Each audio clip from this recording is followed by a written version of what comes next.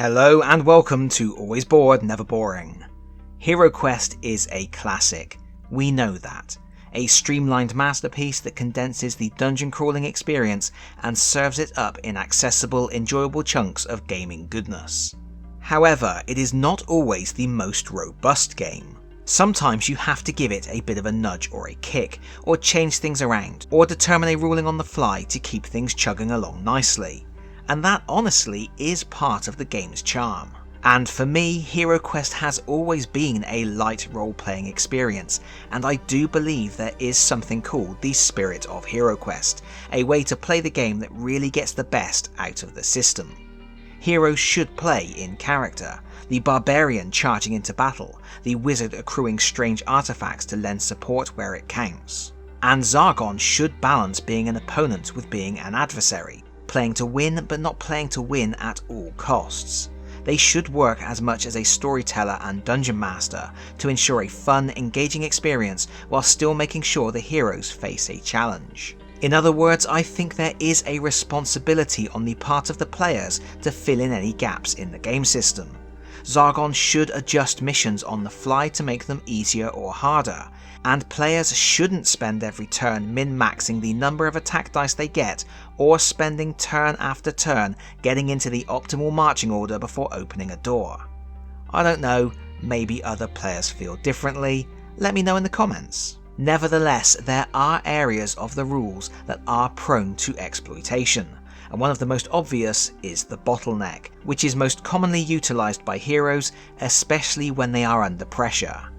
Narrow corridors and doorways that are only one space wide make it easy for heroes to funnel the fight into a single square where Zargon's weight of numbers matter for nothing. And as much as you can invite heroes to charge into battle for death and glory, it isn't easy to encourage players to do something that isn't to their benefit. Of course, there are countless homebrew options for overcoming this situation. An easy one is switching out one or more doors in your adventure for double wide doors. This opens up the front line in any battle, letting more characters get involved. You could also consider letting characters jump up on tables that might be blocking their way, or ruling that friendly models do not block line of sight when shooting with ranged weapons. You can imagine the archers shout for their colleagues to duck. And that's all well and good, but at this point in HeroQuest's evolution, we have a lot of official content, and I thought it might be fun to run through the official tools and tricks at Zargon's disposal for dealing with heroes who insist on hiding behind the barbarian. So, here we have my top 7 official ways to deal with tricksy heroes who don't want a fair fight. Number 1. Advanced Monster Rules. In the app there are toggle switches for giving basic enemy types some advanced rules. The two options that are the most relevant for this video are the options for advanced goblins and advanced skeletons. Advanced goblins have the ability to split their movement. This means they can move up to the bottleneck, make an attack, and then use the rest of their movement to get out of the way. When using this rule, many more goblins will be able to get a hit in. Advanced skeletons simply gain the ability to attack diagonally.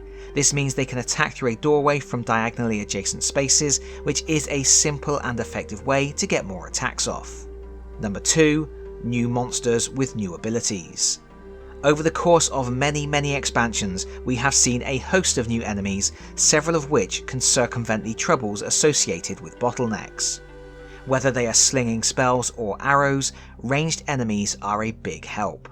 You can find henchmen with crossbows in Frozen Horror, elven archers in Mage of the Mirror and Rise of the Dreadmoon, orc, goblin and skeleton archers in Against the Ogre Horde, and goblin and skeleton archers in Jungles of Delthrak. Rise of the Dreadmoon also has Magus guards and dread cultists with powerful ranged spells. Jungles of Delthrak is a treasure trove for new enemy types. The Blightcrawler, the Giant Ape and the Spawnlings are agile, which means they can move through heroes as if they weren't there. Raptors are clever tacticians, which means they can split their movement to make hit and run attacks. Blight Weavers have access to spells, and Skull Blights can use entangling routes to limit hero movement to prevent them from closing off access routes. Rise of the Dreadmoon also introduces assassins that attack diagonally and ethereal enemies that can move through heroes and walls. Then you have large monsters. It doesn't matter if it's the titular beast from the Frozen Horror, the giant wolves in Major the Mirror, or the ogre champion in Against the Ogre Horde, all large monsters benefit from being able to attack all of the spaces adjacent to them, including diagonally adjacent spaces. Number 3. Environmental hazards. Environmental hazards crop up in many quest lines, and they can pose very interesting problems for the heroes. In one mission in the Keller's Keep expansion, there is a forge room. Any hero ending their movement in this room must roll a combat dice, and if they roll a skull, they lose 1 body point. That's a 50% chance of taking damage each turn. Another example is the underwater segment in Spirit Queen's Torment, where players have a certain number of turns to find an oxygen source, or they will drown. These sorts of hazards can really help to encourage heroes to get a move on, forcing them to advance into the next room rather than fighting a protracted battle through an open doorway. Meanwhile, in Keller's Keep and Return of the Witchlord, you will also see the implementation of linked doors. When a hero opens one of the doors, all the other doors in the same room or area will open. Similarly, in Spirit Queen's Torment, there is an area where several doors open if guards have been alerted by the heroes setting off traps earlier in the mission. This forces the heroes into a battle on several fronts. If you just want to break up a group of heroes, something like the Ancient Waterways rule from Rise of the Dreadmoon is useful. The turbulent waters can sometimes drag heroes out of position, opening up a bottleneck and exposing better targets to enemy attacks. Number 4. The Chase. Sometimes some gently applied time pressure can encourage heroes not to dawdle in the bottlenecks. In Keller's Keep, Prophecy of Telor and Spirit Queen's Torment, there are missions that make good use of the arrival of enemies behind the party's current location, a steady stream of foes that will continue to arrive until the heroes escape. This keeps the heroes moving forwards, as every turn they waste hiding behind a meat shield is a turn when the ravening horde behind them gets closer. Number 5. New board layouts. One of the most exciting elements in the First Light core set was the double-sided board with a brand new dungeon layout on the reverse. This dungeon is only used in a few missions in the First Light expansion, but is a valuable tool for Zargons creating their own adventures. The new layout features double wide corridors and much shorter corridors with more junctions, which significantly reduces the opportunities for creating bottlenecks. Additionally, several expansions feature board overlays that can really open up the space, such as the outside tile from Against the Ogre Horde or the courtyard from Rise of the Dreadmoon. Number 6. Traps. Traps like the ice slide from Frozen Horror can help to shift heroes out of position, but a particularly useful and rather mean option is the Wandering Monster Trap. When a hero triggers it, monsters are placed on adjacent spaces. That can make it possible for enemies to surround a hero even in a narrow corridor. Number 7. Spells. There are numerous spells that a wily Zargon can use to keep the heroes on the move. Command is the obvious one.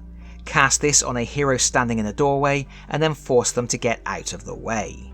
Area of effect spells can also be used to great effect. Ice Storm or Lightning Bolt, for example, can blast heroes that are hiding behind a stronger ally. You could also use Escape to teleport an enemy into a position behind the heroes. This was done in the Crypt of Perpetual Darkness expansion, and while I didn't personally think it was a very effective idea there, in conjunction with the right arrangement of enemies, reinforcements, or spells that conjure additional enemies, it could create a situation where the heroes are sandwiched between two strong forces. And there we have it, my top 7 ways to deal with bottlenecks. And this is perhaps not an exhaustive list, and there are certainly more examples I could have listed for each entry. But hopefully I've covered all the major options that you can employ when you are designing your own dungeons or modifying existing ones. Let me know your favourites or share your additional options, because that is it from me for now. Thank you so much for watching. If you like this video, please consider pressing the like button. If you really like this video, please consider subscribing if you don't already do so, and hopefully I will see you all again very soon. Bye bye everyone. Bye bye.